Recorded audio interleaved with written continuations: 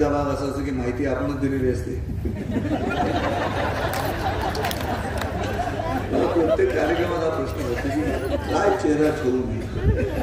तर आपल्याला माहिती नाही की आपल्याला माहिती दिली म्हणून. आत्मस्तुतीचं एकंदर असंच असतं शेवटी. आणि इतक्या हुशारीनं उमेश पुढे जे मला भेटायला होते म्हणत हा खूप लांब बसले. नाही काय झालं, मी शोधत असतो तो माणूस ज्याने मला आमंत्रण केलं प्रत्यक्षात. कारण पूर्वी मी गाणं गात असतो आणि मुंबईच्या लालबाग एरियामध्ये माझा गाण्याचा कार्यक्रम सुरू झाला आणि 5-10 मिनिटांनी प्रेक्षकांमधून एक माणूस तलवार घेऊन बाहेर पडला. मी इतका घाबरलो. मी त्याला म्हटलं ती तलवार म्यान कर, मला खूप भीती वाटते. तो म्हणाला नाही तुम्ही गात राहा, मी त्याला शोधतोय ज्याने तुम्हाला बोलावलं.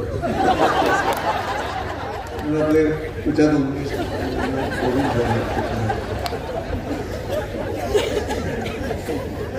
आणि आयोजकांनी इतकी छान हुशारी दाखवली की पूर्ण वेळ ग्रंथपाल माझ्या बरोबर जयवंतराव आवडते. हा पण पहिलाच ग्रंथपाल असं मी महिला महाराष्ट्रात की त्याने पुस्तकं वाचलेली.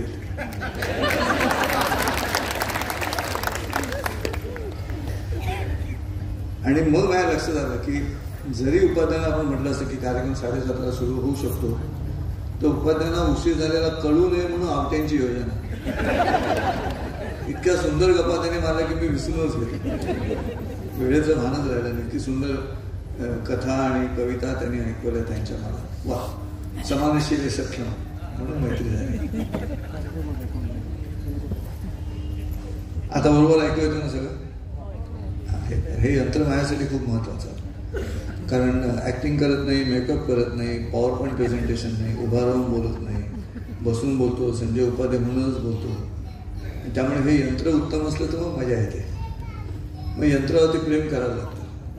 मग यंत्र पण तुम्हाला दाद देतं, प्रतिसाद देतं. माझा नाशिकला कार्यक्रम झाला बाप्पा आणि 2 कार्यक्रम झाले माझे. आणि त्या आयोजकांनी मला मानधनाचा चेक दिला. तो नंतर बाउन्स झाला.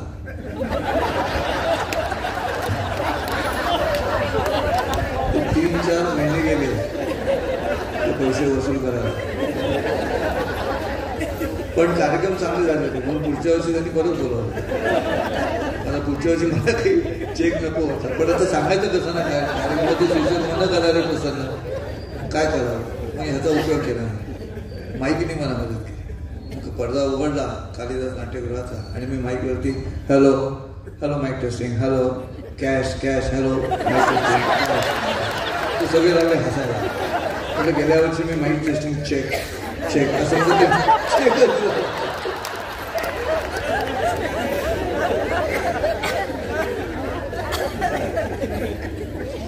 असो. जगद्गुरु तुकाराम महाराजांचा अभंग आहे. मन करारे प्रसन्न सर्व सिद्धींचे कारण, मोक्ष अथवा बंधन सुख समाधान इच्छा केली. मने प्रतिमा स्थापिली, मने मन पूजा केली, मने इच्छा पुरविली, मन माऊली सकळांची, मन गुरु आणि शिष्य करी आपुलेची दास्य, प्रसन्न आप आपणास गती अथवा अधोगती. अनुकूल परिस्थिती असो किंवा प्रतिकूल परिस्थिती असो, मन प्रसन्न असलं की तुम्हाला सिद्धी प्राप्त होते, यश मिळतं. मला अतिशय आवडतात जगद्गुरूंचे अभंग. आता व्यवहारात छानपणा शिकवतात आपल्याला. आपण शिकत नाही हा वेगळा मुद्दा. अभंग प्रयत्न करत राहतो. हे टीव्ही टॉवरसारखं असतं, तिकडनं टेलिकास्ट चालू असतं. आपण आपलं टीव्ही ट्यून करायचं असतं. आपण संतांच्या साहित्याबरोबर आपल्या मनात टीव्ही ट्यून करत नाही म्हणून त्यातला खरा अर्थ कळत नाही आपल्याला. आता किती सुंदर आहे. पाषाण देव पाषाण बाहेरी, पूजा एकावरी पाय ठेवी. दोन्ही दगडाचेच आहे, पण एकावर डोकं ठेवतो, एकावर पाय ठेवतो. किती उत्तम बुद्धिमंताची भूमिका आहे. बुद्धिवाद्याची नाही, बुद्धिमंताची. बुद्धिवादी म्हणजे कोण माहिती का, त्यांच्या बुद्धीमुळे वाद निर्माण होतो. आहे ऐसा देव वदवावी वाणी, नाही ऐसा मनी अनुभव. जगासमोर बोलताना परमेश्वर आहे असं म्हण आणि तुझ्या मनामध्ये नाही असा विचार कर. निर्गुण आणि निराकार तुझ्या मनात ठेव. सगुण आणि साकार जगासमोर आण. मला असं वाटतं की सगळं आजच्या दैनंदिन जीवनात शिकवणार आहे. घ्या फोटो काढून.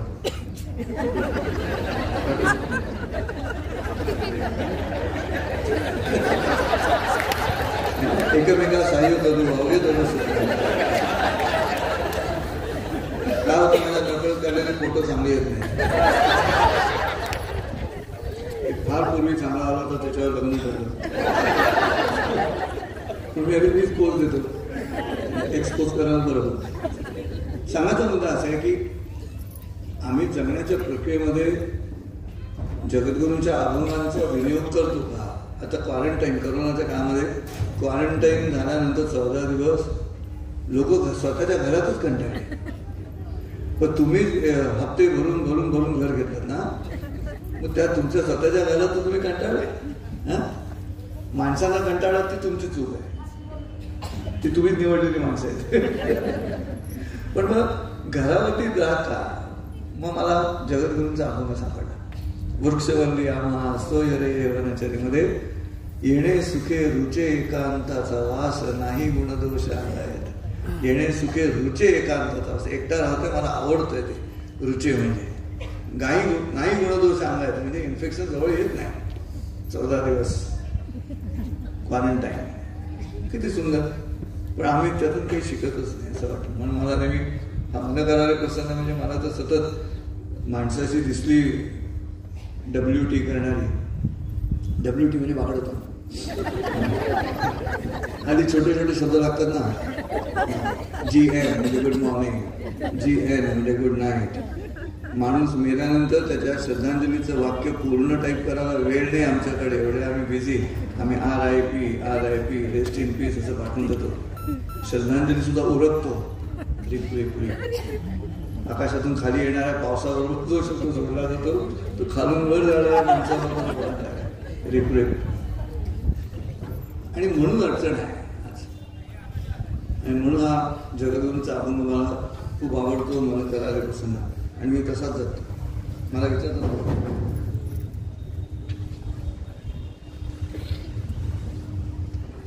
लोक विचारतात दुपारी कसे आहात, तुम्ही सांगतो मस्त बिंदास 24 तास. ते सूत्र आज मी तुमच्यासमोर मांडणार आहे की काय आहे हा प्रकार. आणि इथे आल्यानंतर सगळीच माहिती गोळा केली मी. आणि महेंद्र आपणचं कामही आलं माझ्यासमोर. बारीक सत्य आहे, महेंद्र आपणचं काम चांगलंच आहे. काय केली ग्वाही दिली बघा त्याने. आमचं ठरलेलं नव्हतं, उत्स्फूर्त दिली. हॉस्पिटल, आजारपण महेंद्र आप्पा आहेत, शिक्षण महेंद्र आप्पा आहेत, नोकरी महेंद्र आप्पा. प्रत्येक गोष्टीमध्ये महेंद्र आप्पा मदतीला उपयोग आहेत. फक्त नवरा बायको आपापले शोधा. मी आवटायला म्हटलं मी. आणि ही समाजाची जी रचना ती ज्ञानेश्वरीतील उभीसारखी आहे. जैसे निम्न भरले आवेळे तोय ढळेचे नेणे तैसे श्रांता तोषोनी जाणे सामोरे पा. तोय म्हणजे पाणी, निम्न म्हणजे खड्डा.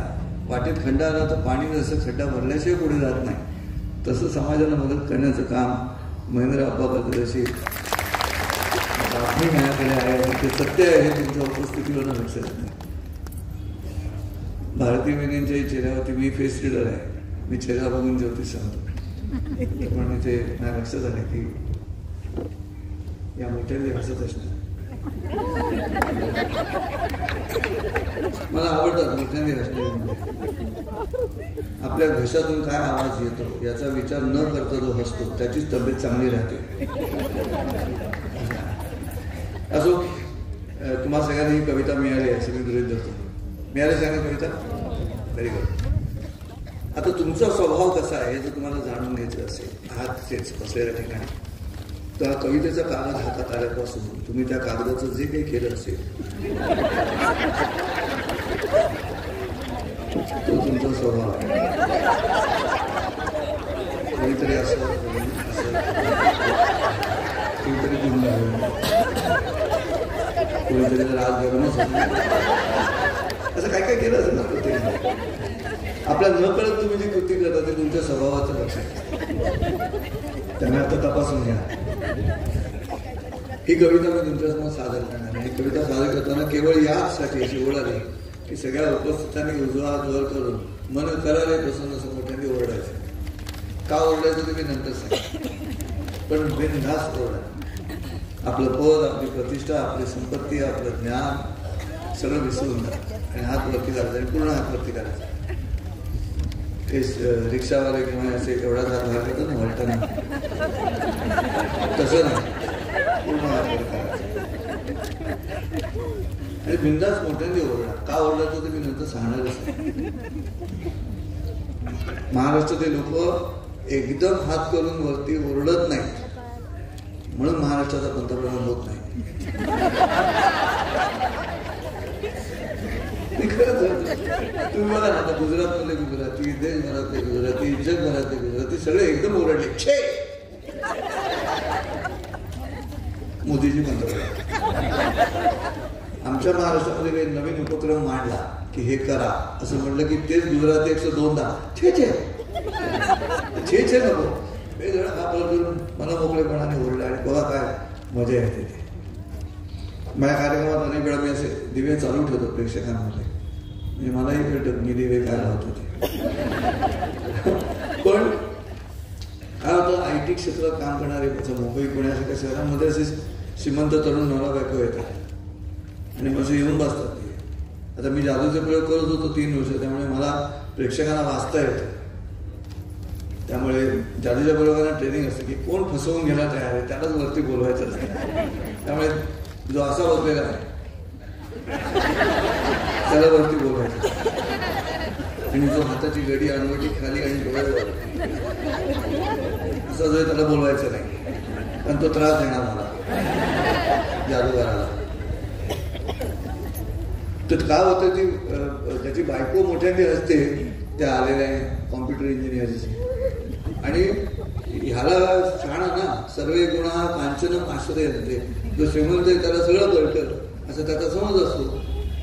त्यामुळे तो हाताची गडून असतो, बायको बाजूला मन करायला नसेल असं मोठं मग त्याच्याकडे काय पावट आहे असं चेहरा करून बघतो आणि मला म्हणून दिसत असतं. त्याचं काय असतं, तो म्हणतो की तो 15-20 फुटावर बसलेला अनोळखी कलावंत हात वर करायला सांगतो आणि तू हात वर करेस.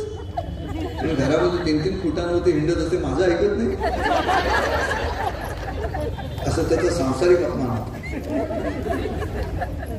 ते माझी विनवणी आहे, थोडे मनमोकळेपणाने थोडा वेळ जगायला मनमोकळेपणाने जगा आणि बिंदास ओरडा मन करायला कसं.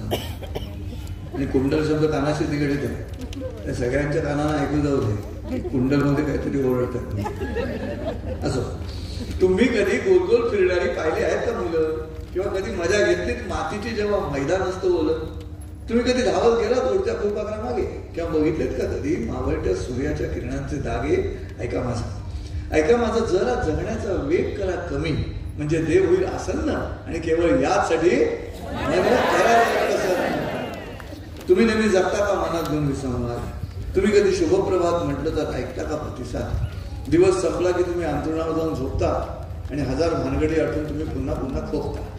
ऐका माझा जरा जगण्याचा वेग करा कमी, म्हणजे देव होईल आसन्न आणि केवळ यासाठी. तुम्ही कधी म्हणालात मुलाला की तू म्हणशील ते उद्या देतो करून, आणि घाई पाहिलं नाही त्याचे डोळे आले धरून. हरवली ना चांगली मैत्री. कधी वेळ चांगला तसा की मिठी मारून विचारत त्याला, मित्रा आहेस कसा. ऐका माझं जरा जगण्याचा वेग करा कमी, म्हणजे देव होईल आसन्न आणि केवळ यासाठी. तुमचं जगणं जेव्हा होतं सावज आणि तुम्हीच शिकार करता, आपण असंच जगतो. तुमचं जगणं जेव्हा होतं सावज आणि तुम्हीच शिकार करता आणि वेगात जाऊन मारता जगण्याला आणि तुम्हीच त्यात म्हणता. जेव्हा तुम्ही चिंता करता आणि त्यातच घालवता दिवसाचं सत्र, तेव्हा तुमचं आयुष्य म्हणजे असतं पूर्ण न वाचलेलं पत्र.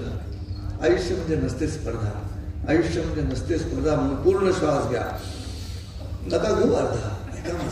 जरा जगण्याचा वेग करा कमी, म्हणजे देव होईल आसन्न आणि केवळ यासाठी. आता का आवडायचं याला स्वर मुहूर्त म्हणतात. प्रभू रामचंद्राने जेव्हा रावणावरती हल्ला चढवला तेव्हा आपल्या सैन्याकडनं अशा घोषणा करून घेतल्या, कारण तुम्ही जेव्हा एकत्र ओरडता तेव्हा श्वास आणि उच्छ्वास एका लयीत येतो आणि श्वासोच्छ्वास एका लयीत आला की एक संघशक्ती तयार होते. ते ग्रामपंचायतीचे कर्मचारी, नगरपालिकेचे कर्मचारी केबल उचलतात, पाईप उचलतात, जो लगा के अय्यो असं काहीतरी ओरडतात. त्याचं कारण असते. त्यामुळे आज तुम्ही असं एकत्र ओरडल्यामुळे माझा कार्यक्रम तुम्ही एकसंग श्रवणशक्तीनं ऐकणार आहात. पहिला असे कधी ओरडला नसतं. मन कलारे प्रसन्न म्हणून दोन्ही गोष्टी चालत आहे. काय आहे मन? मराठी साहित्यामध्ये भरपूर चर्चा झाली मनावरती. समर्थ रामदासांनी मनाचे श्लोक रचले. मारुतीचं स्तोत्र लिहिताना मारुतीचा वेग कळला नाही म्हणून आला गेला मनोगती असं म्हणतात. बहिणाबाई चौधरी आहे.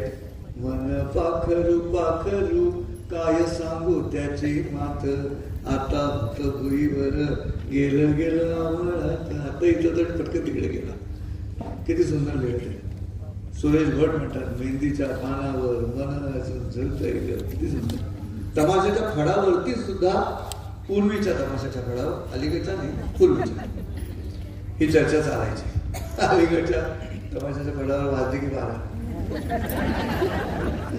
घड्याळाचे काटे ऐकणाऱ्याच्या अंगावर कसे येतील असं नृत्य करायचं स्टेजवरती अलीकडच्या काळात. पूर्वी तसं नव्हतं. भारतीय लोकसाहित्याची निर्मिती जी आहे त्यामध्ये नुसतं मनोरंजन ही संकल्पना भारताची नाहीच होती.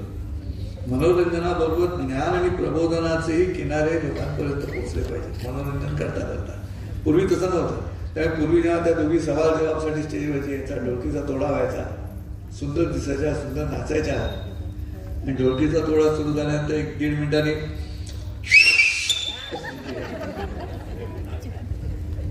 परंतु जिथे संवाद सुरू व्हायचा तिथे मात्र एकच पुसते सवाल त्याचे उत्तर दे मग बोल पुढे. एकच पुसते सवाल त्याचे उत्तर दे मग बोल पुढे. आभाळाहून काय थोरले काय धाकटे तिळा पुढे असे प्रश्न विचारले आणि मग दुसरी उत्तर देते. मन मनुष्याचे विशाल होते आभाळाहून कधी कधी, कधी आकसून होते हलके काचून बसते तिळामध्ये.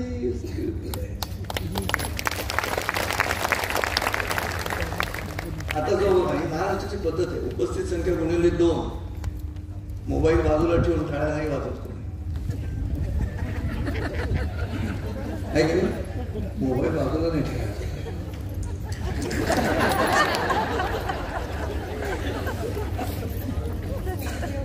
मला आश्चर्य वाटतं महाराष्ट्रामध्ये पैसा आणि कौतुक दुसऱ्याचं, बचत, मोठ्या मनाने दुसऱ्याचं कौतुक करण्याची प्रक्रिया महाराष्ट्रात होत नाही. आणि हे ज्ञानेश्वरांपासून सगळ्यांना ठाऊक आहे. ज्ञानेश्वरांना सुद्धा सुरुवातीला सांगायला लागलं, जैसे शाद दियेचे चंद्रकळे माझे अमृत कण कोवळे, ते वेचिती मने मवाळे चकोर तलगे, त्यापरी श्रोता अनुभवावी ही कथा, अति हळुवार पण चित्त आणून. शरद ऋतूतील चांदण्या चकोर पक्षाची पिल्ल जसं मन हळुवार करून टिपतील तसं तुमचं मन हळुवार करा आणि कथा ऐका असं ज्ञानेश्वरांना आधी सांगायला लागलं पहिल्या अध्यायातच. का माहिती आहे महाराष्ट्रातील लोक कौतुक नाही.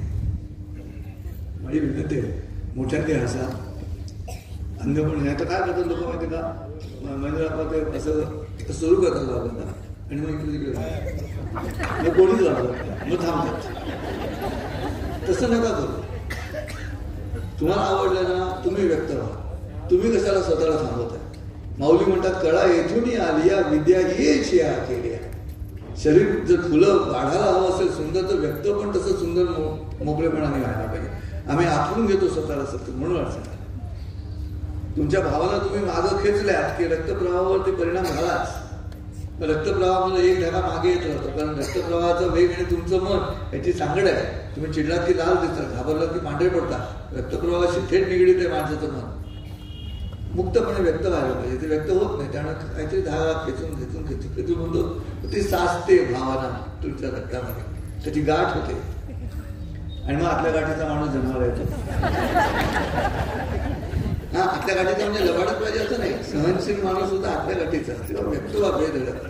कार्यक्रमामध्ये तुम्हाला वाटलं हसावाचं तर मोठ्याने हसा. टाळी वाजवायचं म्हणजे अगदी एकट्याने केलं तरी हरकत नाही. इतरांनी नाही वाजवलं त्यांना नाही कळलं असं समजा.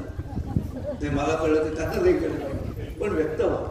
सगळ्यात महत्वाचा मुद्दा आहे तब्येत चांगली होण्यासाठी. ते व्यक्त होणं तब्येत चांगली ठेवते. मन करायला प्रसन्नाचा पहिला मुद्दा तिथेच येऊन थांबतो. एवढं सगळं असतं. अप्रसन्नतेचं कारण काय आहे तेच आहे. नाही तर टीव्ही सिरियल्स कशाला जन्माला आल्या असत्या. वरती ते बोंब मारतात की आम्हाला समाजात दिसतं तेच आम्ही दाखवतो. काहीतरी लबाड बोलतो.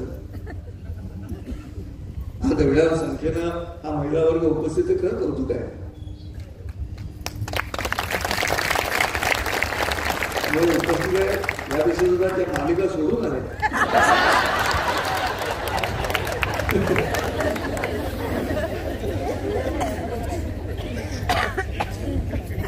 ऍक्च्युली ती मूळ मालिका आई कुठे काय करते, ऍक्च्युली ती नवरा कुठे काय करते, म्हणजे वडील कुठे काय करतात लक्ष देते. पण सेन्सॉरने ऑब्जेक्शन घेतलं. सेन्सॉर बोर्डमध्ये नवरा कुठे काय करतो दाखवायला गेलं तर मग अडचण त्याच्यामुळे आई कुठे काय करते. आणि हे माणसं अप्रसन्न होण्याची कारण आधी शोधलीत ना की मग त्याची उत्तरं मिळतात. मला जेव्हा विचारलं मी सांगतो की हो मी नित्य प्रसन्न असतो. याचं कारण मला माहिती आहे मी प्रसन्न का राहायचं, कसं राहायचं आणि दुसऱ्याला प्रसन्न का करायचं. पण अप्रसन्न का होतात माणसांची मनं, त्याचं पहिलं कारण. पहिलं कारण आहे मनासारखी माणसं मिळाली नाहीत. हे सगळ्यात पहिलं कारण. आता आई वडील आपला चॉईस नाही. परमेश्वर काय विचारत नाही आपल्याला तुला हे वडील हवेत का, हे वडील हवेत, हे कॉर्पोरेटमध्ये आहे, हे शाळेत शिक्षक आहे, ही आई हवे का, ही गृहिणी आहे, ही शाळेत शिक्षिका आहे. आपल्याला परमेश्वर विचारत नाही. जे आई वडील ते आई वडील आहेत. भाऊ बहीण विचारलं कोणी तुम्हाला नाही विचारलं. कोण भाऊ, किती भाऊ पाहिजेत, किती बहिणी, आपला चॉईसच नाही. मी आता आमच्या घरामध्ये मी 3 नंबर, मोठा भाऊ, मोठी बहीण आणि मग मी. किती वर्ष माझ्या घरात चर्चा चालू होती संजयचं कसं होणार. खरंच संजय गंभीर नाही, संजय गंभीर नाही, संजयच्या आयुष्याचं काय होणार, शिरीष तू सांभाळे बाबा त्याला नंतर मोठ्या भावाला. इतकी चर्चा करा, सतत कंटाळलो तुम्ही सतत माझ्याविषयीच काय चर्चा. पण ह्यांना 14 वर्षाचा जमाना जन्माचाच अधिकार होता माझ्याविषयी बोलण्याचा. आई वडील, मोठा भाऊ, मोठी बहीण. कारण मोठे ना माझ्यावर जेव्हाला बसले काही विषय नव्हता की संजय चर्चा सुरू. गंभीर नाही. शेवटी मीच एकदा आईला म्हणतो की मी गंभीर नाही, हा माझा दोष नाही. तुम्ही आई दोष नाही म्हणजे म्हणलं हे बघ, पहिला मुलगा झालेला, दुसरी मुलगी झालेली, 54 पोरा झालेला, तुम्ही तिसरं गांभीर्याने घेतलं नाही. मी गंभीर होणार आणि जन्म मे महिन्यातला जन्माला बाहेर सुट्ट्या चालू होत्या.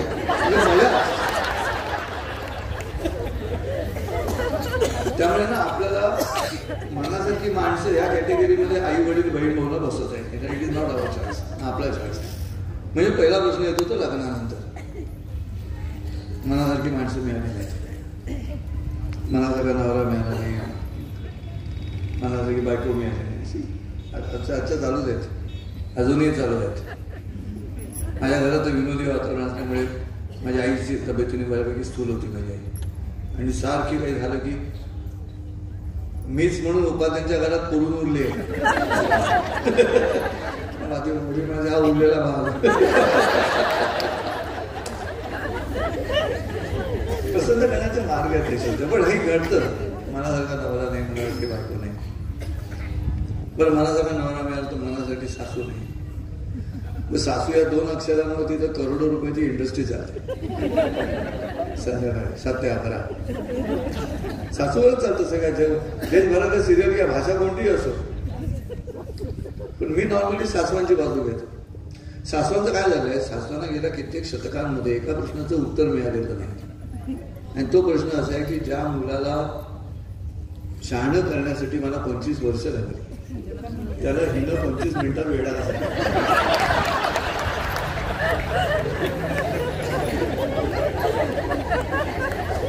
म्हणून इंग्रजी लग्नपत्रिकेमध्ये प्रज्ञा वेड्स संजय, तो वेड शब्द मराठी आहे, तो इंग्लिश नाहीच. प्रज्ञाने संजयला वेड लावलं, त्या वेडिंग सेरेमनीला बाकीच्या वेड्यांनी या असं ते आमंत्रण असतं.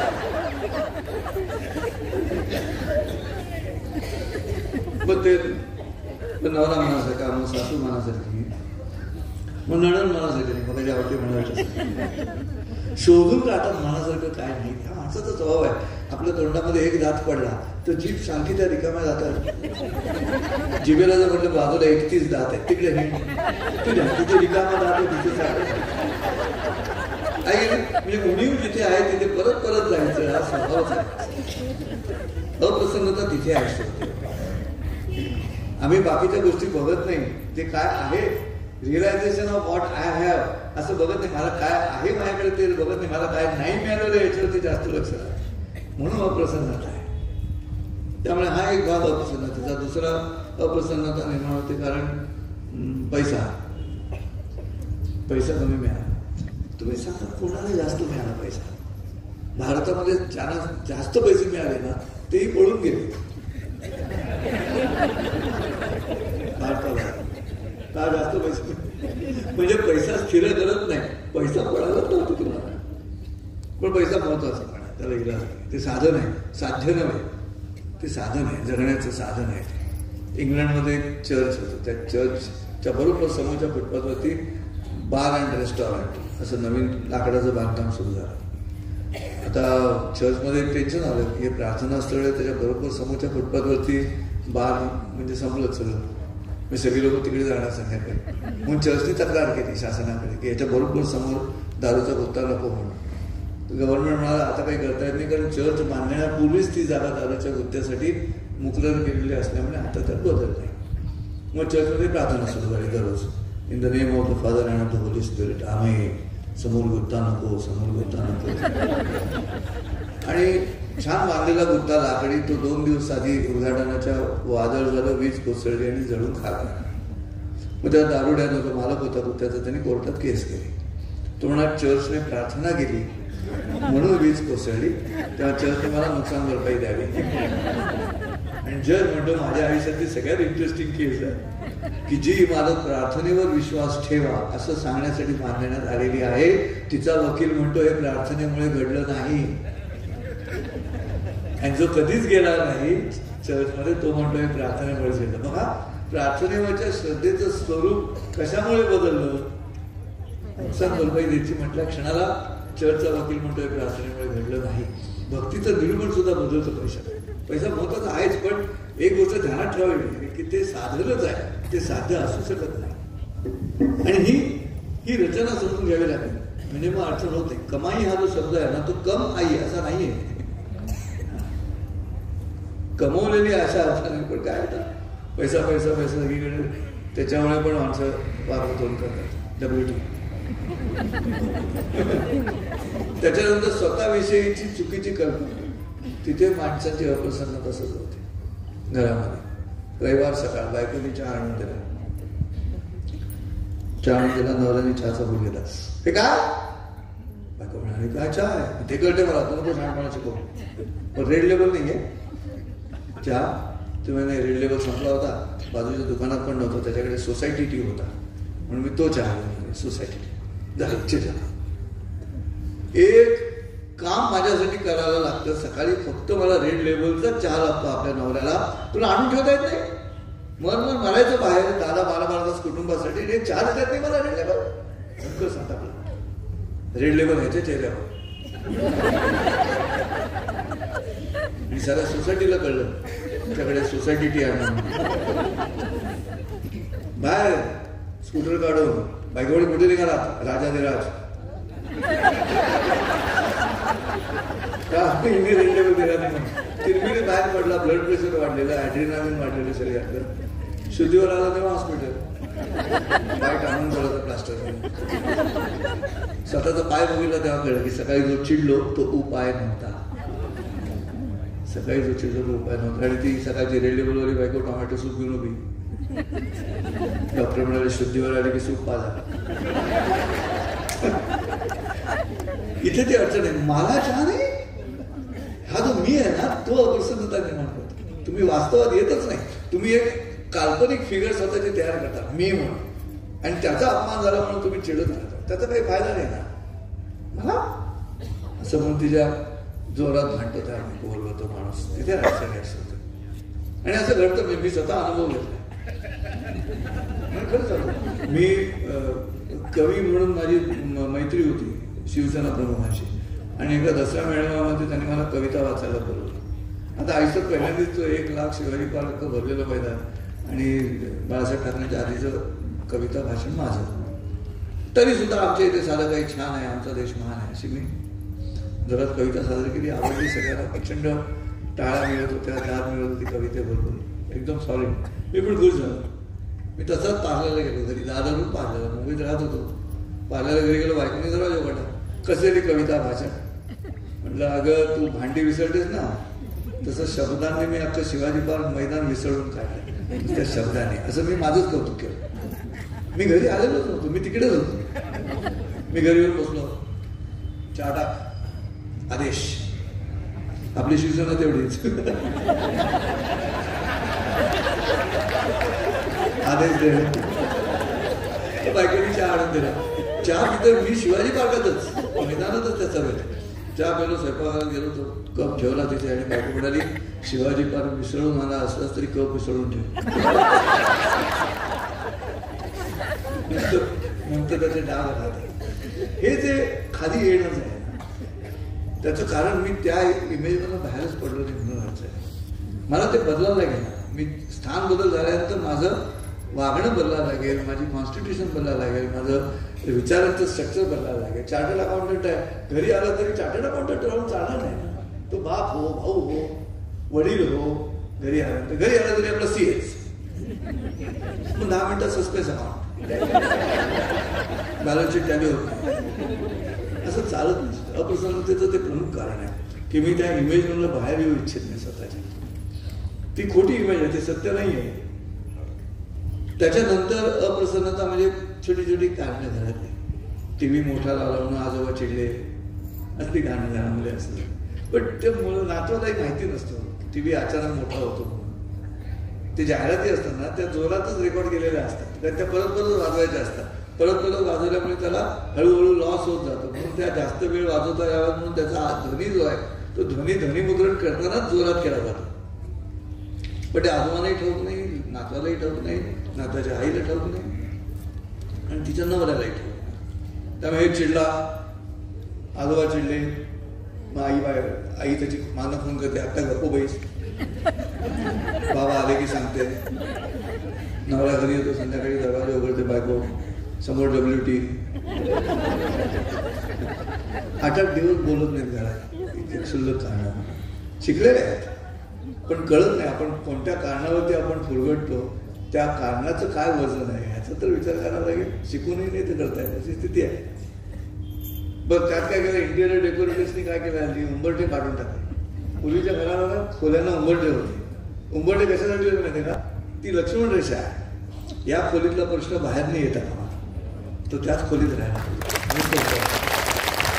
आता तसं कळत नाही. आता बेडरूम मला प्रॉब्लेम, हॉलमध्ये किचनमध्ये गॅलरी आणि काम करणाऱ्या बाईकडनं कॉलेज येत सगळं उंबरठे काढले म्हणजे पुन्हा अप्रसन्न. त्याच्यानंतर बाहेरून घरात येणारी पहिली गोष्ट अप्रसन्न करणारी ते म्हणजे वर्तमानपत्र. पहिल्या पानावर खून, भ्रष्टाचार, मारामाऱ्या आणि शेवटच्या पानावर आमचा देश कुठेतरी खेळात हरलेला. बरं अशा काही बातमी नसतील तर पहिल्या पानावर टीव्ही सिरियलची जाहिरात, पूर्ण पान भर अमित अंकिताला हो म्हणेल काय, SMS 5255. आणि अंकिता सुद्धा त्या सिरियल मधली जे लँडलाईन टेलिफोनची वायर असते ना, अशी तशी तिची बोट, केसांची बोट. मला काय करायचं आहे, हो म्हणेल नाही म्हणेल.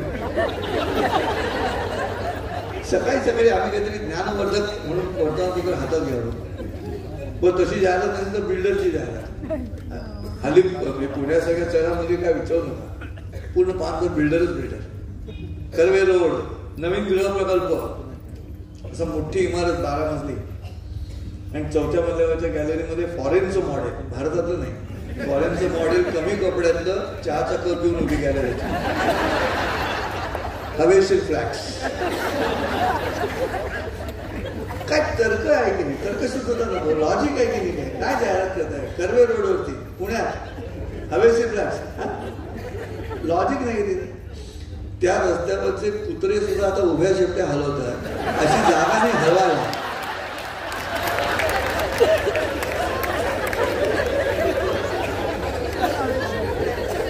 तुम्हाला हवेशीर फ्लॅट कुठे मिळाले तिकडे,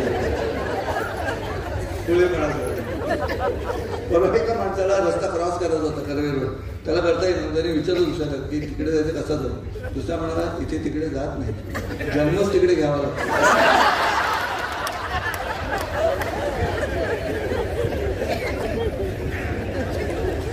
अशी स्थिती आहे. अनेक कारणे अप्रसन्नतेची. वाहतूक अपघातून आहे, बेशिस्त वाहतूक. भारताचं वैशिष्ट्यच आहे बेशिस्त वाहतूक. डावीकडचा माणूस असा युटर्न मारून जातो आणि तुमच्याकडे बघतो, तुला कळत नाही. मराठी भाषेमध्ये एक वाक्प्रचार आहे, कळतंय पण वळत नाही असं अर्थ. इथे बरोबर उलट जातो, वळतोय पण कळत नाही. काय करावं? भीती आहेच ना मनामध्ये, आईला भीती आहेच ना. आपली मुलगी डोकं असून हेल्मेट न घालता, डोकं नसेल तर हेल्मेट नाही घातलं ठीक, डोकं असून हेल्मेट घालायचं नाही आणि कॉलेजला गेले, संध्याकाळी 15 मिनिटं जरी विलंब झाला तर आईच्या मनातल्या शंकांचा विचार करा. बोलता पण येत नाही, मनातल्या शंका टाळता पण येत नाही. अशी परिस्थिती आहे. कारण मृत्यूचे प्रकार वाढले, असंख्य प्रकार. मृत्यूचं मॉल. मृत्यू कधी चुकला कोणाला, मी इथे मरणार आहे, मेल्यावरी मी थोडे रडूनी, कोण तो जगणार आहे. माणसापरी जगण्याचं येथे जमणार का कोणा कधी, जगतो कसा माणूस आहे तर जाणले का कोणी कधी. मुंग्या किडे जगती जसे हेही तसे वारुळ आहे, मरणाची भीती मनी जगण्याचे हे खूळ आहे. नको इथे कैलासवासी, यमराजही येथे नको, चित्रगुप्त नको, आम्हा मरणाचं हे कोणी नको. मरणही त्यांच्या विना येणार आहे इथे, जागोजागी आहे उभा ठाकला मृत्यू इथे. भेसळीने बांधलेले घरदार आहे, पूल आहे, त्यातूनही वाचला जरी तरीही तरी रूळ आहे. वाहनांच्या गर्दीत येते दुर्दैवी अपघात आहे, निद्रिस्त पदपथावरी मानवाचा घात आहे. रोगामुळे मेला असा कोण येथे जन्मला, औषधाने मरतात असे कळले आहे मला. श्वास घेणे फक्त हाती उरले आहे इथे, त्यातही मरणा पुरेसा विषारी वास येते. कोण येथे जगतो तरी वाटले ऐसे म्हणी, इतक्या परी मरुनी वरी जगला आहे कोणी. डोकाहुनी वारुळात आत जेव्हा पाहिले, ना वाल्मिकी होता कुठे, वाल्यास त्याने पाहिजे, फक्त वाल्यास. कोणी वाढलाय आहे ना. अपसन्नतेचंच कारण आहे. सांगता येत नाही, बोलता येत नाही आणि मुलगी अजून आली नाही, मुलगी अजून आली नाही. काय करा? असंख्य कारण, असंख्य कारण आहेत शोधत बाहेर पडण्याचं. ट्रॅफिक असं आहे, शिक्षणाचं पण तसंच विनोद झाला. मला नेहमी असं वाटतं की पहिलीपासून इंग्लिशने महाराष्ट्राचं भलं झालं नाही असं मला. पहिलीपासून इंग्लिशमध्ये गोंधळ झाला, खूप गोंधळ झाला. एक तर मेकॉले नावाचा जो येऊन गेला होता भारतामध्ये, ब्रिटिश अधिकारी, त्यांनी हे आधीच सांगितलं होतं की भारतातल्या पुढच्या पिढीला असं शिक्षण द्या की जे मागच्यांना मूर्ख समजतील, मागच्या पिढीला. म्हणजे इथे तोडणं बरं पडेल, कुटुंब व्यवस्था तोडणं बरं पडेल. आणि तसंच घडत केलं शकतं. म्हणून अडचण आहे इंग्लिश मिडियम.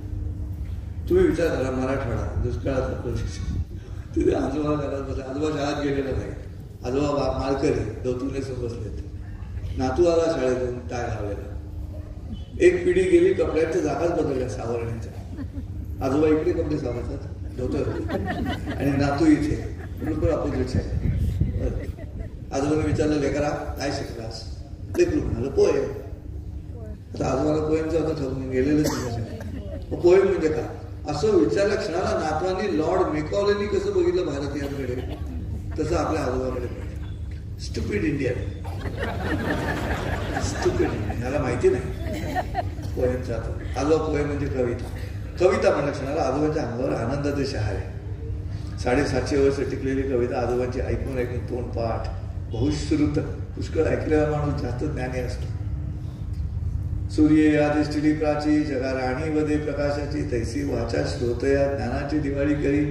सहजी ब्रह्मरसाचे पारणे केले, अर्जुना लागी नारायणे. तेच अवसरी पाहुणे पातळ आम्ही, की टिटुबू चाचू वरी माप सुये सागरी. मी नेण तू त्यापरी प्रवर्ते येतो.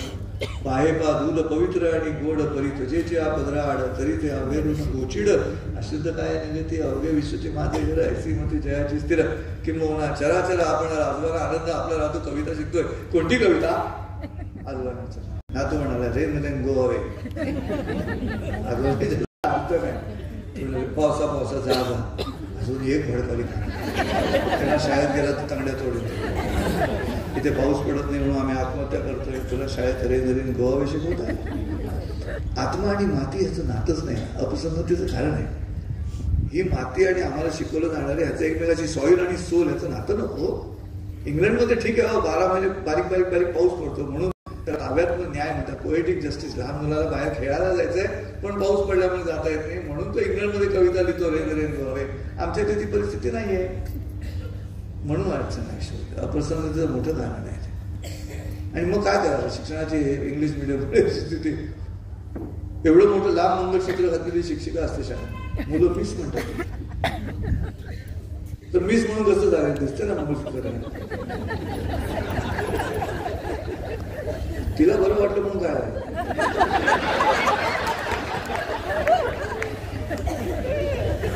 मग माझ्या लक्षात आलं ऑल मिसगायडेड स्टुडंट्स अशी अवस्था आहे इंग्रजीची. इंग्लिश मिडियम आणि मराठी पण मिडियम. सिरियल बघा, सिरियल मधली भाषा बघा, आमच्या महाराष्ट्राच्या मराठी भाषेची कशी विल्हेवाट झाली. तू माझ्या गुरुला मारलंस, तू माझ्या गुरुला मारलंस. मला कळेल का पहिले कोणाला मारलं? मला आई गुरु फक्त ठेवू कुठे मग कळाय भावाला गुरु म्हणताय. काय करा सगळं उलट झालं. अप्रसन्नताच आहे ती. आपल्याला कळत नाही. आपण स्वतःवरती कंपल्शन करून घेतो, स्वतःच आपल्यावरती जबरदस्ती करतो की आपल्याला अशा पद्धतीनं कळतच नाहीये. जाणीव आणि नेणीव हे दोन अध्यात्माचे शब्द आहेत. तर त्या नेणीवेमध्ये सुद्धा अप्रसन्नताच येते आपल्या दिशेने. ही अशा पद्धतीने येत राहते किती जणांच्या. म्हणून अडचण आहे या इंग्लिश मीडियममुळे. शिक्षणाचं कसं झालं माहिती का? दळणाचं जातं असतं ना, जातं तसं झालं. जात्याचे 2 दगड म्हणजे आई बाप. कुठली शासनाचा अभ्यास करत विरोधक शिक्षक निवडणुकीच्या कामाला गेले नसले तर आतमध्ये विद्यार्थ्यांचं धान्य आणि बाहेर पडते विद्यापीठ. जात्यातून काय बाहेर पडते? विद्यापीठ. म्हणून ते अमेरिकेत पडतात सगळे कसे. इथे शिका आणि गो, शिकागो शिकागो म्हणजे पुन्हा अप्रसन्नता आली. बाकी सांस्कृतिक दृष्ट्या वगैरे काय बोलणार? दिल एक मंदिर पासून दिल तो पागल आहे सगळं उलट होऊन गेलं. सगळं शाळेचा फळा काळा होता तो पांढरा झाला, खडू पांढरा होता तो काळा झाला. बरोबर उलट झालं सगळं. वडिलांना डॅड म्हणायला लागले, बदलाला फॅड म्हणायला लागले, चवीला यम्मी म्हणायला लागले, आईला मम्मी, रुमालाला हँकी, चपातीला फ्रँकी, पतंगाला काईट, विमानाला फ्लाईट. सगळंच उलटच. तुम्हाला सांगतो, तुम्हाला सांगतो का, मी मुंबई पुण्यासारख्या शहरामध्ये ना, नाही ऍक्च्युली पूर्वी ना लोक घरी जेवायची. खरं सांगतो, पूर्वी घरात जेवायची आणि विधींसाठी बाहेर जायची. आता बरोबर उलट करतात. सारखे बाहेर आणि बाकीच्या गोष्टी घरी येतात.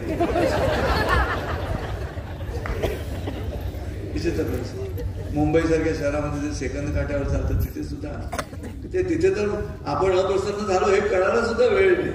ठीक आहे, सकाळी माणूस झोपेतून उठला असेल, तुला मी पाय खाली टाकले की कोण गेलंय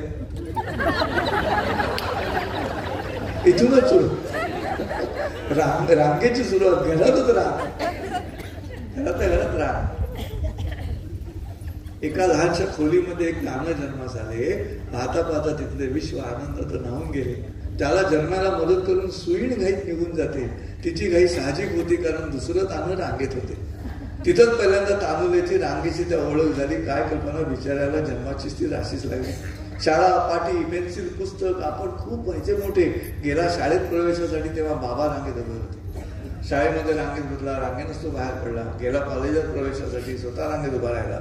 कॉलेजमधून पदवी घेतली, नोकरीसाठी रांगेत राहिला. 4 वर्ष वणवण केली, तेव्हा त्याचा नंबर लागला. गाडी, बस, टॅक्सी, सिनेमा सगळीकडेच रांग होती. शेपटाकडूनही ती होते सुरू. तिची गांडुळाची जात होती. ईश्वराच्या दर्शनासाठी लांबलचक रांग दिसली. ईश्वराच्या दर्शनासाठी लांबलचक रांग दिसली. अवघ्या विश्वात ईश्वर आहे, पण रांगेत फक्त माणसं दिसली. लग्नासाठी रांग नको, लग्नासाठी रांग नको म्हणून त्याने युक्ती केली. नित्यनेमानं रांगेत राहून रांगेतच एक मुलगी केली. लग्न झाले, मुलं झाली, मुलांनाही मुलं झाली. आता तरी त्याला वाटले रांगेची त्या ब्यात टळली. यथाकाली म्हातारपणी तो अचानक मृत्यू पावला. यथाकालीन म्हातारपणी तो अचानक मुक्ती पावला. अंत्यविधीसाठी सुद्धा त्याच रांगेनं न्यावा. ताटीवरी तो उठून बसला, राम फोटे ते पाण्याकरता. ताटीवरी तो उठून बसला, राम फोटे ते पाण्याकरता. आणि मनात अगदी खुश झाला. आज त्याचा नंबर पहिला होता. आपण शेवटी पहिले होतो. मला असं वाटतं की ही प्रक्रिया काय आहे, ती कशी बदलायची असा प्रश्न होतो. अप्रसन्नतेची असे काही कारण आहे ती सगळी. काय करावं, मग कसं प्रसन्न राहायचं, त्या क्लुप्ती आता तुम्हाला सांगतो. मला अशा अनेक कारण असतील, पण ह्युमर गेला आमच्या भारतातला. युनोनी आता युनायटेड नेशन्सनी रिसर्च केला सगळ्या देशांचा, आनंदित देशांचा क्रमवारी सांगितली. त्यात भारत 135व्या नंबरावरती. दुर्दैवाने पाकिस्तान आणि बांगलादेश, जिथे आर्थिक आणि राजकीय अस्थैर्य आहे, ते देश आनंदाच्या संख्येमध्ये आपल्यापेक्षा वरती आहे. आम्ही नाही तसे आनंदी जगत. म्हणून जे ज्ञानी आहेत ते गंभीर, तर्जनी काळात खूप, आणि बाकीचे WT. आम्ही जगतोय आनंदाने, ती प्रक्रिया कळायला नको. आम्ही जगतोय याच्यातला आनंद काय तो कळायला नको. तो घडत नाही म्हणून अडचणीच होते. नाही तर भारत विश्वगुरु व्हायचा किंवा जे काही आपल्याला जगावर राज्य करायचं ते नुसत्या प्रसन्नतेनं पण करता येऊ शकतं. बाकी काही नाही. पण मी प्रसन्न, ही भूमिका कळवावं लागेल. आम्ही प्रसन्न आहोत म्हणून. आणि तिथे जो ह्युमर उपयोगाचा पडतो. माझ्या मित्राचं ऑपरेशन झालं किडनी स्टोनचं, मूतखड्याचं. आणि मला असं हस्ते कळलं. मी हॉस्पिटलला गेलो तर त्या वॉर्डमध्ये त्याचे सगळे नातेवाईक. मी त्यांच्या चेहऱ्यावरती काय भाव, काय विचारू नका. पण मी गेल्यानंतर त्या मित्राने मला विचारलं, तुला कसं कळलं माझं ऑपरेशन झालं मूतखड्याचं ते? मी म्हटलं मला खडा बातमी आहे. आता जो काही मला उच्च दर्जाचा नाही, पण त्या क्षणात त्या खड्याबरोबर जे गंमत आली ना, ते वातावरण बदलून गेलं ना वॉर्डमध्ये. कोणीतरी एकाने ते करायला पाहिजे ना का? ते कोणी करत नाही म्हणून अडचण आहे. प्रत्येक जण गंभीर असला म्हणजे ज्ञानी असतो, विनोदी माणूस ज्ञानी नसतो, असं आमच्या देशाचा जो गैरसमज आहे तो दूर व्हायला हवा. प्रसन्न. मी सकाळी ना माझ्या गॅलरीचा उघडतो, समोरच्या विंगमधल्या लोकांना इतकं आश्चर्य वाटतं की हा माणूस इतका आनंदी कसा काय. मला विचारतात ना, काय इतके आनंदी तुम्ही? म्हटलं हो, कारण काय? म्हणजे त्याचं कारण आहे. काय कारण आहे? म्हणजे काल रात्री झोपेत परमेश्वराने मला उचललं नाही. तुम्ही सांगा असलो तेव्हा सकाळी मी माणूस म्हणून जागा झालो. हा काही कमी प्रसन्नतेचा क्षण आहे? माणूस म्हणून जागा. कळलं असतं झोपेत वेदना रहित हार्ट अटॅक. पत्ता लागला असं. सकाळी किती जण आले, कुठे घेऊन गेले. कोणी म्हणाले सुटलो पापी मेला, कोणी म्हणाले सुटला रोगी मेला, कोणी म्हणाले जन्मला तो आता मेला. प्रत्येकाने आपापल्या दृष्टिकोनातून मृत्यूकडे पाहिलं. मृत्यू एकच होता तो. मला तर खूपच आनंद होतो की रात्री मला उचललं नाही. हे खरंच सांगतो. पुन्हा पश्चिमेकडे निघालेले पक्षी मला बघतात. प्राजक्ताची मुलं खाली पडले, त्याच्यावरून स्कूटर न्यायची काय ऑफिसला जाताना, असं माझाच प्रश्न मी मला विचारतो त्या ठिकाणी. हे माणसाचं लक्षण नाही, कुत्र्याला कळणार आहे हा प्राजक्त आहे का काय? तो त्याचं कर्म करतो. काही असो, गुलाब असेल तर प्राजक्त, त्याला काय फरक पडतो? मला फरक पडतो ना. मी माणूस आहे ना. मग तो माणसाचा आनंद आहे, बुद्धीचा जो आनंद आहे तो घ्यायला नको. मी सकाळी उठल्या वाकडं तोडून उठायचं सकाळी चांगलं नाही. आणि खरं सांगतो, आपल्या शास्त्रामध्ये ना 4 प्रकारचे मृत्यू सांगितलेले आहेत. लक्षात ठेवा. आनंदी राहायचा मार्ग सांगतो. पहिला मृत्यू तो दैनिक मृत्यू. आपण जे रोज झोपतो ना, दॅट इज कॉल्ड दैनिक मृत्यू. याचं कारण झोपेत काय करतो आपल्याला ठाऊक नाही, आणि मेल्यानंतर आपण काय करतो आपल्याला ठाऊक नाही. दोन्ही स्थिती एकच आहे. म्हणून एकाला निद्रा म्हणतात आणि एकाला चिरनिद्रा म्हणतात. पण झोपेत आपण काय करतो कळत नाही, हे सत्य आहे. म्हणून पहिला मृत्यू येतो दैनिक मृत्यू. माझं लग्न झाल्यानंतर हे फोटो काढणारे कॅमेरा मोबाईल येईपर्यंत माझं आणि बायकोचं रोज भांडण आहे. सत्य आहे.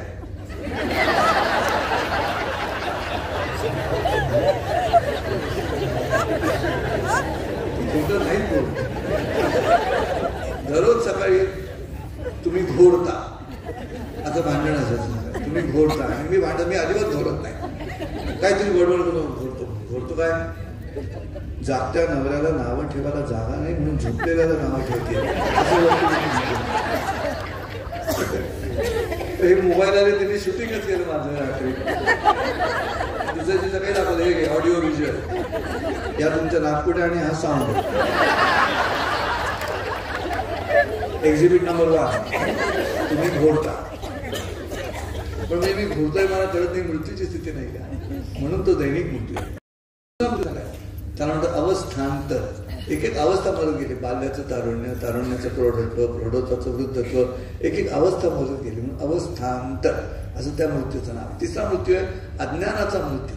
5:36 5 6 30. एकदा मला पाणी कळले की मी उलटा मागं नाही राहू शकत ज्ञान झाल्यानंतर. आणि चौथा आपण रेग्युलर म्हणजे आपण मरतो रेग्युलर म्हटलं. आणि देहाचा मृत्यू. तर पहिला मृत्यू दैनिक मृत्यू. मी जागा झालो 50% संजय उपाध्ये प्रसन्न. का मी जिवंत आहे, का आनंद आहे मी जिवंत असल्याचा. वा मजा. पुढचे 25% आज रात्री परत दैनिक मृत्यू येईपर्यंत मला खायला प्यायला द्यायला सगळं मिळणार आहे. चला 25% आत आले. 75% मी प्रसन्न. पुढचे 20% माझंच कर्म परत येतं. मीच 31 डिसेंबरला रात्री नको ते करतो.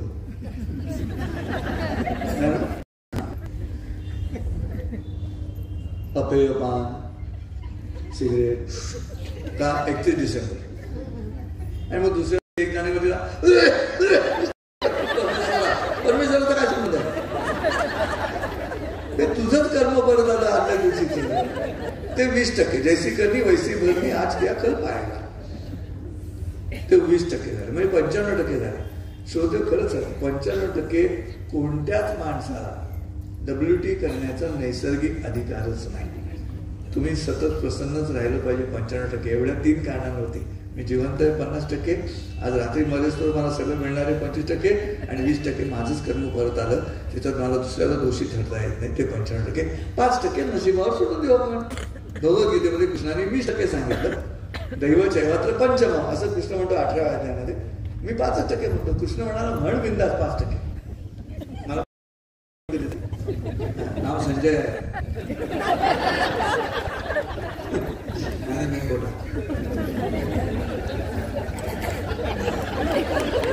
संजय वाचे.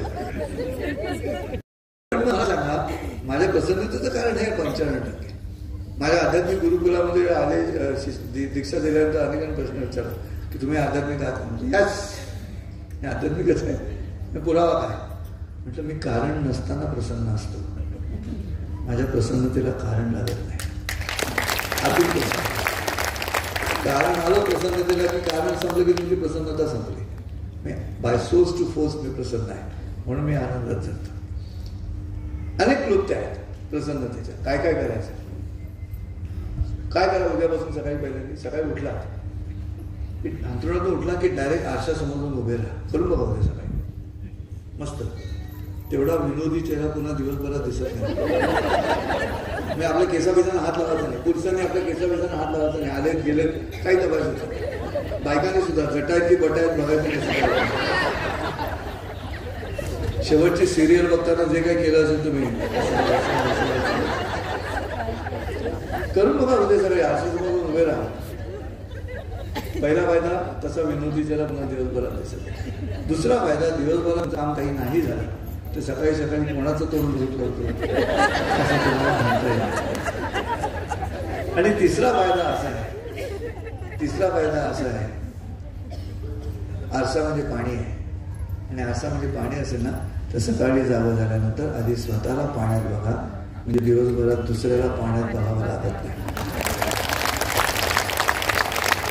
पाण्यात पाहता चलून या क्षणैक त्याचे सध्या कळाले तो राज. कधी कळलं त्याला स्वतःला पाण्यात बघितल्यानंतर कळत. तोपर्यंत कळत नाही. आत्मचिंतनामध्ये आपण दुसऱ्यांचे दोष आठवतो. आपण आपले दोष आठवायचे असतात आत्मचिंतनामध्ये. तसं आपण करत नाही म्हणून शुद्धीकरण होत नाही स्वतःच. सोपा उपाय करून बघा आरशात. तिसरा उपाय 3 शब्दांचं एक वाक्य आपल्या बरोबर ठेवा सतत. आणि ते आहे तुमचं बरोबर. हा नाही उपाय पण मानणं असेल तुमचं बरोबर. प्रश्नच नाही. त्याची काय पंचायत होते. तो सगळे मुद्दे घेऊन आलेला असतो भांडायला. आणि मी पहिल्याच वाक्याला तुमचं बरोबर म्हटलं की तुझं ह्याचं काय करू एवढे मुद्दे घेऊन आलो. मग दुसरा येतो ह्याचं कसं काय बरोबर आहे. मला वाटतं तुमचं पण बरोबर. मग तिसरा येतो आपलं मतदान केंद्र नसताना मतदान करतो. मला एक कळलं नाही दोघांचं एकदम कसं काय बरोबर आहे. मी त्याला म्हणतो तुम्हाला जर जग तुमच्या बरोबर यायला हवं असेल ना तर तुमचं बरोबर आहे असं म्हणणारं दिल तयार करा. म्हणजे जग तुमच्या बरोबर मी असंच होतो मजा. माझं लग्न झालं, पहिल्या दिवाळीला माझी बायको म्हणाली यंदा चिवडा मी करणार. त्याच्या चेहऱ्यावर प्रश्नचिन्ह, बायकांच्या चेहऱ्यावर प्रश्नचिन्ह लगेच येतं, पूर्णविराम असतोच, आले की प्रश्नचिन्ह तयार. पण आईची काय कल्पना होती, पहिल्या वर्षी सुनबाई मी केलेला चिवडा खाईल, मग येऊन सांगेल सासूबाई इतका सुंदर केलात तुम्ही चिवडा, माझ्या आईपेक्षाही चांगला झालाय, कसा केला तो शिकवाल का वगैरे वगैरे, अशा आईच्या कल्पना. आणि ही आलेली आधुनिक बायको माझी ती आलेल्या म्हणजे चिवडा मी करणार. बरं, माझ्या आईने केलेला चिवडा जगभरामध्ये म्हणजे जगप्रसिद्ध. आपलं जग असं असतं आली प्रत्येक जण आपलं जग निश्चित करतो आणि प्रसिद्ध होतो. आता माझी पंचायत ही बरोबर की ही बरोबर है ना, मला दोघी बरोबर पाहिजेत. माझ्या बायको पण बरोबर पाहिजे आणि माझी आई पण बरोबर पाहिजे. मी काय जज नाही, पण मी आयडिया केली. मी हळूच आईला जाऊन सांगितलं, हे बाई माझी बायको जो चिवडा करणार आहे तो तू करतेस त्याच्यापेक्षाही चांगला झालेला आहे असं मी तुझ्या देखत म्हणणार आहे, पण तुझाच चांगला होतो.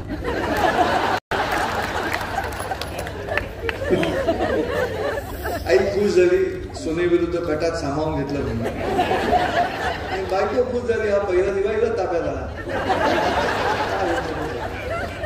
अजून दोघींना कळलं.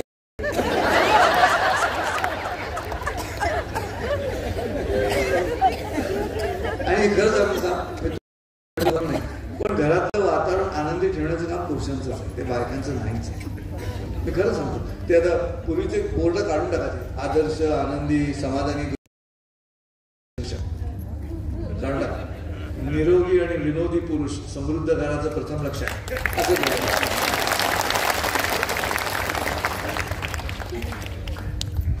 पुरुष इज अ डोनर. डोनरने आनंदी ठेवायची सिच्युएशन, रिसिव्हरने नसतं करायचं काम घरामध्ये.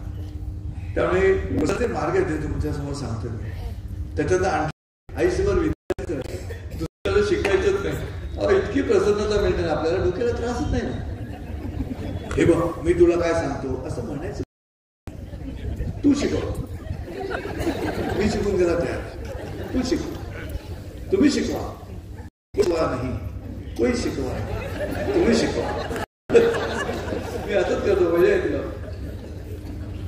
मी आता मला बोलत होत ना आध्यात्मिक गुरु म्हणून प्रवचनाला होता, तर ते एक गावातून दुसऱ्या गावात सलग प्रवचनांची मालिका चालू होती. श्रीवर्धन गावात प्रवचन झालं, दुसरं प्रवचन बुलढाणा गावात कोकणामध्ये. आणि एसटी मी पोचलो उशिरा एसटी स्टँडवर, आणि त्यामुळे एसटी चुकली. ऍक्च्युली चुकलो मी, शेवटी लक्षात घ्या, आपण कबूल नाही करत आपण चुकलो म्हणून. आपण काय म्हणतो एसटी चुकली, ती वेळेवर चुकलं गोट एसटी चुकली. इतका लबाड्याने माणूस मी चालत निघालो, 40-45 मिनिटं चालतोय ते काही म्हटलं रस्ता चुकलो की काय म्हणून. त्याच्याकडेला शेतात एक शेतकरी काम करत होता, त्याला विचारलं, ओ भाऊ बुलढाणा अजून किती वेळ लागेल? तो म्हणा चालू लागा. असं काय उत्तर ते उद्या पुन्हा विचारलं, भाऊ सांगा ना बुलढाणा अजून किती वेळ लागेल? तो मला हातात खुरपी होती त्याच्या, चालू लागा. म्हणजे काय उद्धट माणूस आहे, अशी उत्तरं देतात म्हणून कोकणाचा विकास होत नाही, असं काहीतरी विचारलं. मी पुढे चालत झालं, 15 पावलं पुढे गेलो. हो भाऊ काय म्हणाला, तुम्हाला तुमचा स्पीड बघितलं, व्हेरी इंटेलिजंट. मला जर गणिताचं उत्तर हवं असेल तर सगळे घटक द्यावे लागतील ना त्याला. माझ्या स्पीडला 10 मिनिटं पोहोचतो म्हणून तुम्हाला चालू लागा होतो की तुमचं स्पीड कळेल आणि मग मी तुम्हाला सांगेन किती मिनिटं लागतील. इंटेलिजंट माझा शिक्षकच येतो माझा, त्यांनी मला शहाणपणात शिकवला की अरे मी सगळे माहिती न देता गणिताचा प्रश्न विचारतो, जरा किती मिनिटं लागतील. म्हणजे मी मूळचा मुंबईचा, आता पुण्यात स्थायिक झालो. आमच्या सोसायटीच्या गेटवरती एक मुलगा दोन्ही हात सोडून सायकल चालवतो. मी स्कूटरवरनं आलो, खात्री करून घेतली हा माझ्यासमोर आडवा पडणार नाही, आणि ओव्हरटेक करता करता मी त्याला टोमणा मारला. अरे काय सुंदर सायकल चालवतोस, हँडल न पकडता. त्यांनी असं केलं, म्हटलं मग हँडल हवाय कशाला? सायकल गेला पकडायचंच नाही, पण तो ओरिजिनल पुण्याचा निघाला. तो मला म्हणाला अन्न घंटी मारायला लागते साहेब.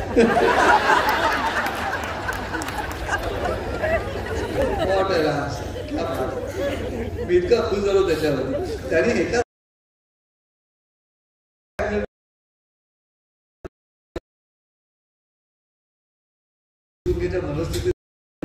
शक्य आहे ना.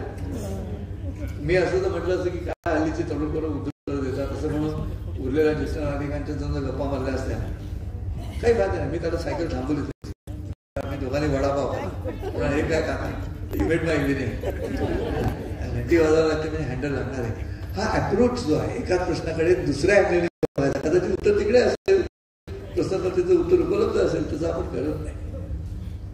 आणि ही प्रक्रिया जमली पाहिजे. आता मी रस्त्याने जात होतो, कारमध्ये जात होतो आणि बाजूने एक इनोवावाला गेला, अत्यंत मूर्खासारखी चालवून गेला. त्याच्या दाही बोट नाही, पहिल्यांदा म्हटलं स्टिअरिंग व्हीलच अंगठ्या लावलेत की काय, नंतर कळलं त्या बोटांमध्येच अंगठे होते सगळे. पण भाग पुढे नाही गेला, उत्पादनानं वडील सिग्नलला जाऊन थांबला. पण त्याच्या मनामध्ये अशी कल्पना आहे की आता मी चिडलेलो असणार त्याच्या त्या चालवण्यामुळे. मग मी गाडी आणि मग त्यांनी काय कल्पना तयार केली त्याच्या मनामध्ये की असं वर्ण खाली वर्ण आहे. आणि मग मी काच खाली करून हे पैसे झाला तो काढाय त्याची प्रकृती बघून चुकला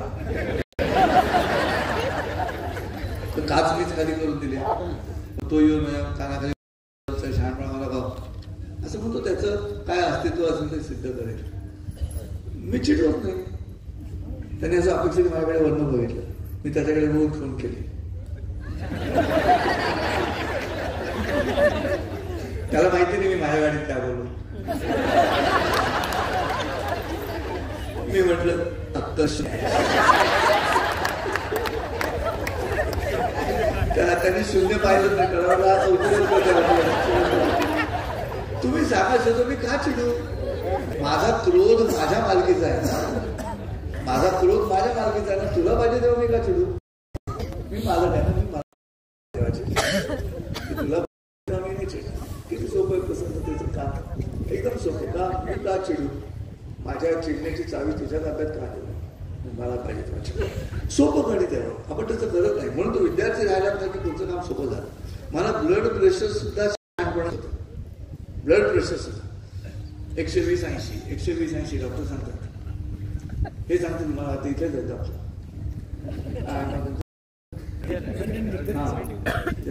ते सांगते 120-80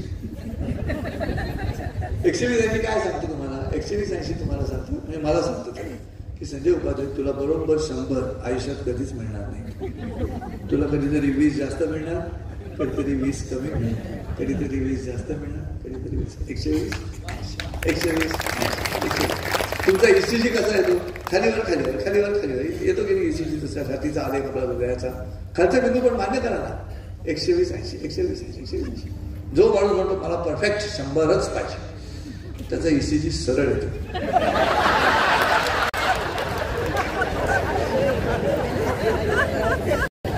आणि लोक त्याला सरळ हॅलो काय झालं कधी का बरं ECG सरळ असं जमू का असं जगतो आपण विनाकारण. परमेश्वराने एकदाच मांडलं. जन्म नावाचं स्टेशन निघून गेलं. मी डोळे उघडले तर मला नाही बघता आलं स्टेशन. मृत्यू नावाच्या स्टेशनवर मी डोळे मिटल्यानंतर आत शिकलो. मग तेही मला बघता येते. माझ्यामध्ये फक्त हातात आहे प्रवास. ट्रॅव्हल मेक्स मग आनंदाने जगायला काय हरकत आहे. आमची अडचण त्याच ठिकाणी येऊन थांबते सुरू दरवेळेला. मला आम्ही आमचा आकारच बदलत नाही. जागा सोडा आकार बदला का ठाम कशासाठी. निसर्ग नाही बदलतो सारखा. त्याच त्या दिशेस तो रोज रोज मावळे अंबरात रोज रोज रंग मात्र वेगळे. व्हरायटी तुमचा रोज स्तब्ध भाव एकटा त्यास सावळी छटा. तेच दुःख तेच अश्रू अर्थ मात्र वेगळे. तीच माय तेच बाळ रोजची नवी सकाळ. लहान मुलाला इकडे तीच माय तेच बाळ रोजची नवी सकाळ. तीच माती तीच पृथ्वी जन्म मात्र वेगळे. ही व्हरायटी ठेवली त्याने. त्या व्हरायटीचा फायदा मी पण बदला लोक आम्ही बदलत नाही म्हणून अडचण आहे. आकार बदलत नाही. संजय उपाध्याय 12x12 चौरस. बायको म्हणाली 16x9 आयताकृती. लोक म्हणाले काय झालं तू 12x9 लग्न बघून गेलं. काय झालं म्हणजे काय म्हणजे 12 चोरायचे असे 16 चोरायचे असे 144 एरिया आहे ना लोकांचा. असं जर असेल तर कधीतरी 12x12 16x9च्या मनासारखं करायला काय हरकत आहे? तुमचा ऍड्रेस तर बदलत नाही ना. 16x9 कधी कधी 12x12च्या मनासारखं करावं. संपूर्ण भारताची कुटुंब प्रधान संस्कृती ज्या एका नात्यावरती अवलंबून आहे ते नातं पती पत्नीचं आहे, तिथे गोंधळ कसं? The success of married life lies in the fact that both the parties conveniently misunderstand each other. सोयीस्कर गैरसमजूत करून घ्यायची आपल्या बायकोबद्दल आणि आपल्या नवऱ्याबद्दल. कशी गैरसमजूत? सोयीस्कर घ्यायची. माझ्या बायकोला स्वयंपाक करताना गाणं गायची सवय, मी समजूत करून घेतले की आवाज चांगला आहे.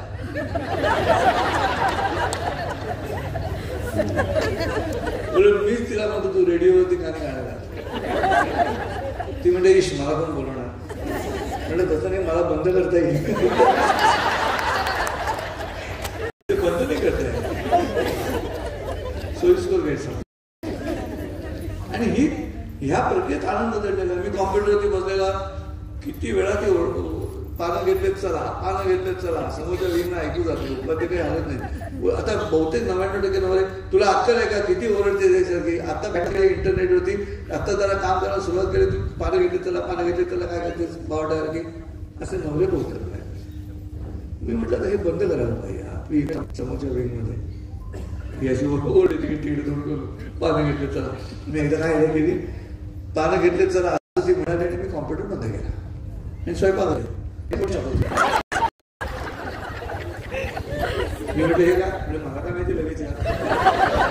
मग ती पण गणितच खेळते ना, मग तुम्ही पण गणित खेळा आणि दोघं जण गणित खेळून एकमेकांना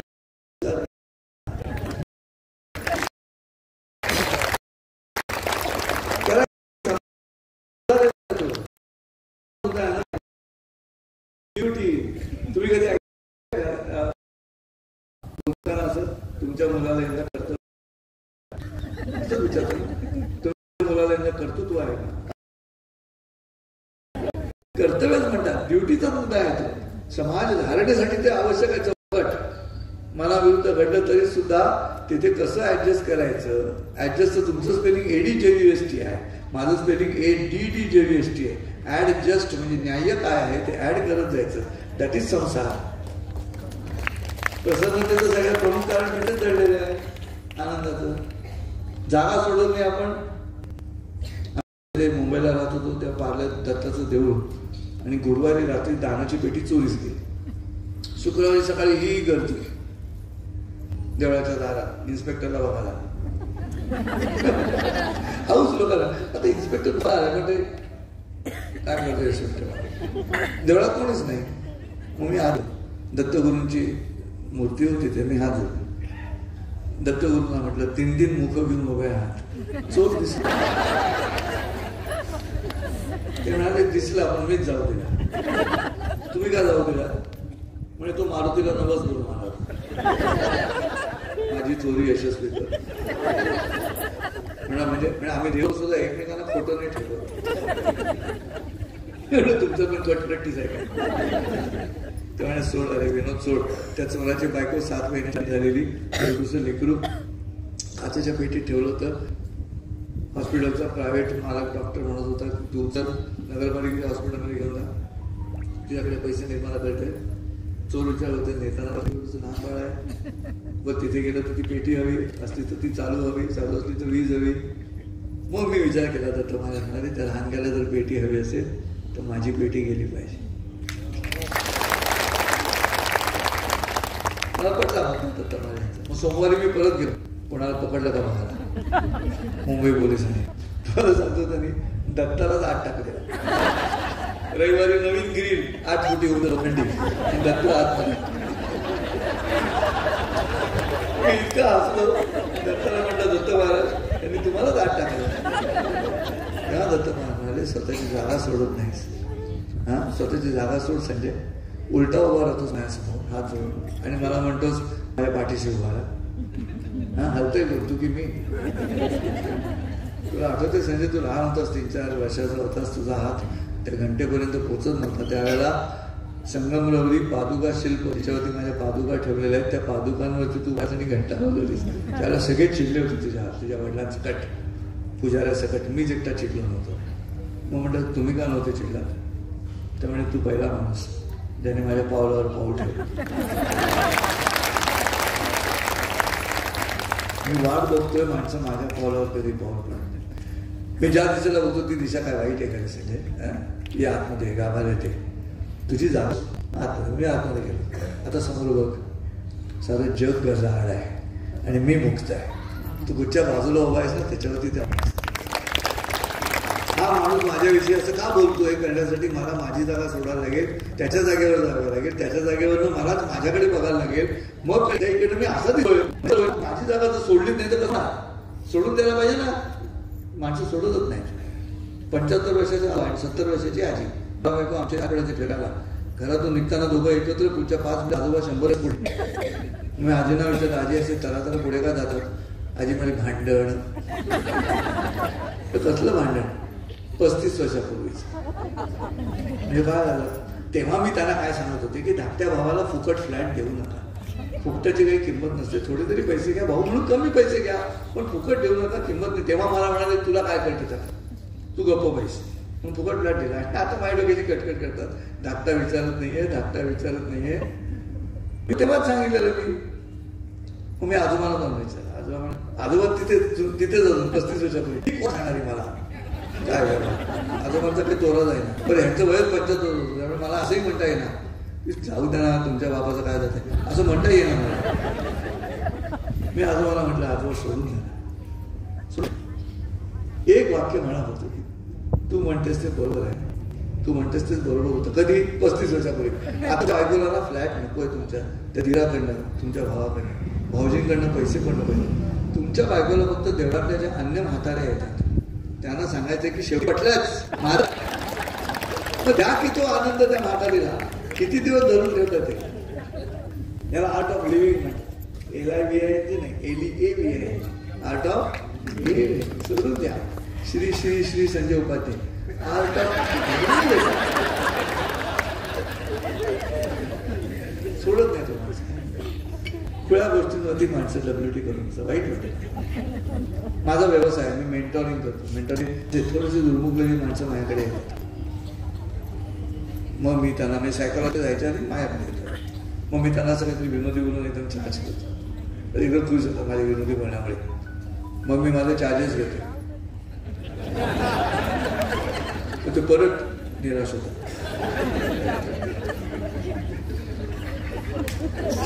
एक आजोबा माझ्याकडे आले म्हणाले झोप लागत नाही. का झोप लागत नाही? म्हणजे पंखा आवाज करतो. मला सांधेदुखीचा त्रास आहे.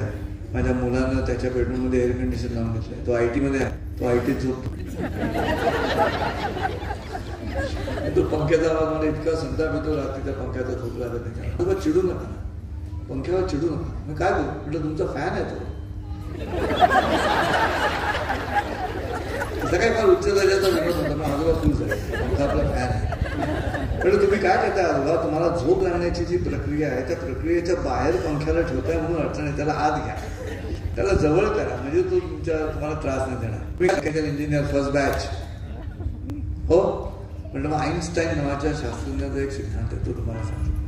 आईन्स्टाईनने असं दिलं की the problem cannot be resolve within the space which has created it. ज्या जागेला प्रश्न निर्माण केलाय त्या जागेत उत्तर नसतं, असतं निर्माण झाला नसता किंवा सुटला असता. उत्तर मिळत नाही याचा अर्थ त्याचं उत्तर कुठेतरी बाहेर आउटसोर्स करायला लागेल. माझ्या खिशामध्ये रॅन्टॅक 150 आहे अँटासिड.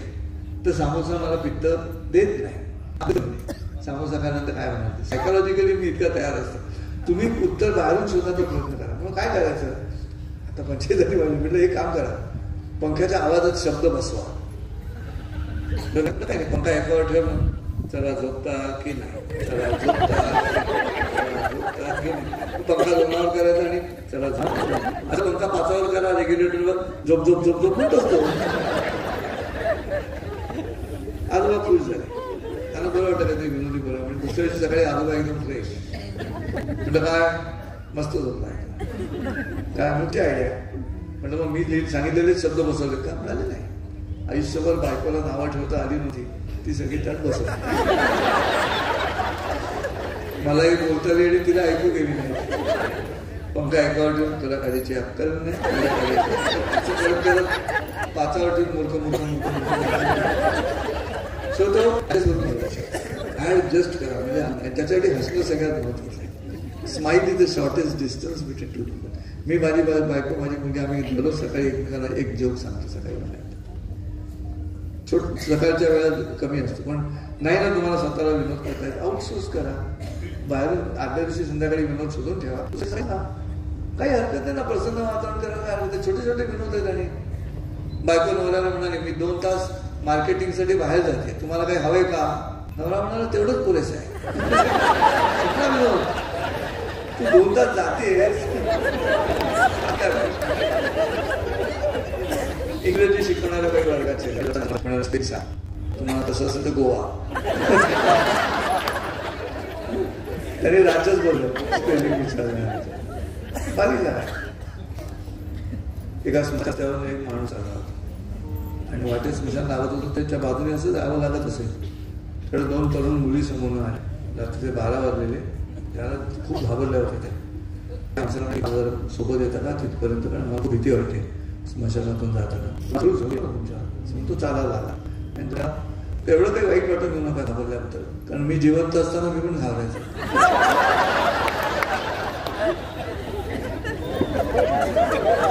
त्या दृष्ट्या त्यांच्या लक्षात काय किती बारीक विनोद असतो. तर हे एकमेकांना सांगून घरामध्ये सकाळी आनंद निर्माण करायला काय हरकत आहे. मी जर माझ्या मोबाईलमध्ये मोठ्यांनी हसणारे जे आहेत तर त्यांचे नंबर मी नोट करून ठेवले. चांगला विनोद आढळला फोन करा. स्पीकरवरती घ्या त्याचा हसा ऐका. दिवस छान जातो का तो मोठ्याने विनोद राहते. बारीक बारीक छोटे छोटे विनोद येतात मिळत राहतात.